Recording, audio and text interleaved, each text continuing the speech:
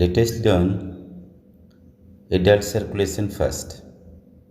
This is superior vena cava and this is inferior vena cava. Superior vena cava will collect blood from head and neck, superior extremities, and inferior vena cava will collect blood from thorax, abdomen, and inferior extremities. And both of them will drain blood in right atrium, and through tricuspid wall it will come to right ventricle, and through pulmonary valve it will go to pulmonary artery, and from there it will go to lungs, and there filtration will take place, and it will come to pulmonary through pulmonary vein it will come to left atrium, and through mitral valve it will come to left ventricle, and left ventricle will pump blood, and through aortic valve it will come to aorta, and aorta will supply this blood, oxygenated blood, in whole body, head and neck, superior extremities, thorax, abdomen, and inferior extremities. This is about adult circulation. And now we will learn about fetal circulation. This is fetal lung. Fetal lung is immature, no oxygenation takes place here. It's like liver, and even lung is dependent on pulmonary artery for its oxygenation. Pulmonary little blood will go to lung from pulmonary artery, and it will come back to pulmonary veins, and pulmonary vein will drain to left atrium to left ventricle, and left ventricle will pump it in aorta. This is ductus venosus. This ductus venosus connects portal vein with inferior vena cava. This is placenta.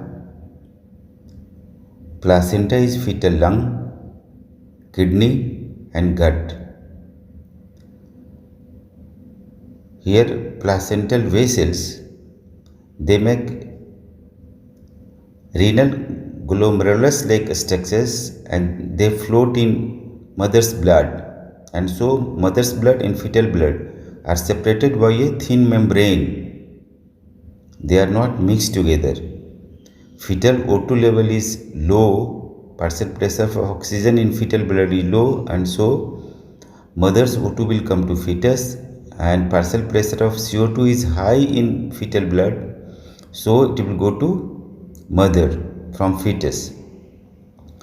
Amino acid and glucose will diffuse and come to fetus, and urea and creatinine is high in fetus, so it will go to mother. And this is ductus arteriosus, a small vessel connecting pulmonary trunk with descending aorta. As we all know, pulmonary arterial pressure is very high in fetus, so blood will go to pulmonary artery to descending aorta through this ductus arteriosus.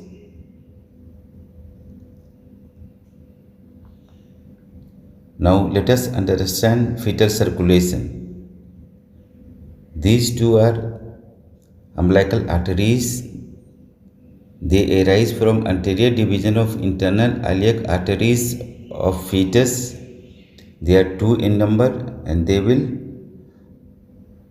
pierce umbilicus and form umbilical cord,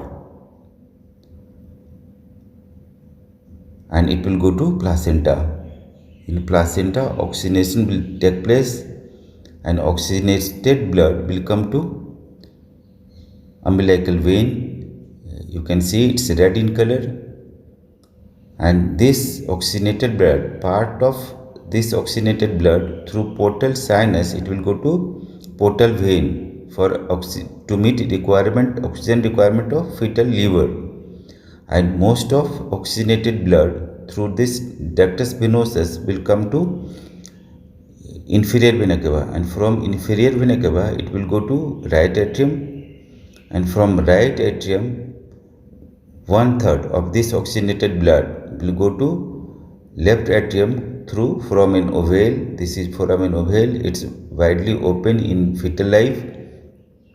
Through foramen ovale it will go to left atrium, and from left atrium it will go to left ventricle, and from left ventricle it will go to aorta, and from aorta it will supply coronaries of the heart and head and neck and superior extremity. So we can understand oxygenated blood will go first to heart and head, brain, and rest of oxygenated blood from inferior vena cava and deoxygenated blood from superior vena cava, it will come to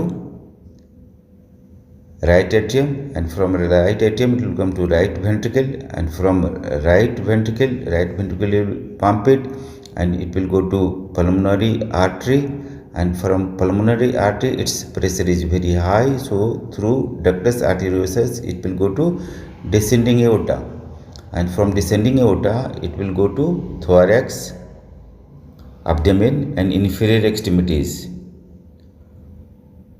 and through umbilical arteries it will go to placenta, and there filtration will take place, and filtered blood, oxygenated blood will come to umbilical vein, and through this umbilical vein it will go to inferior vena cava and right atrium, and this circle will repeat.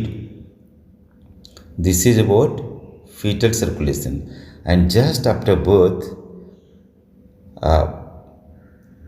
as lung opens up, pulmonary pressure drops, and blood which was flowing from pulmonary trunk to descending aorta, it will go to lungs, and there filtration will take place, and filtered blood will come to right atrium, left atrium, and from left atrium it will come to left ventricle, and left ventricle will pump in aorta, and adult like circulation will start.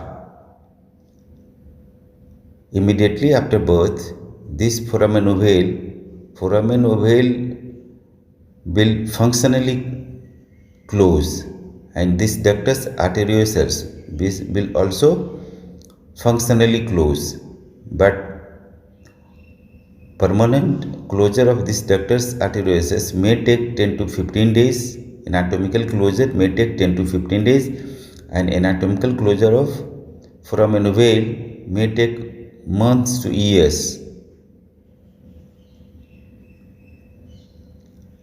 And thus adult circulation will start in fetus. This is all about fetal circulation. Thank you.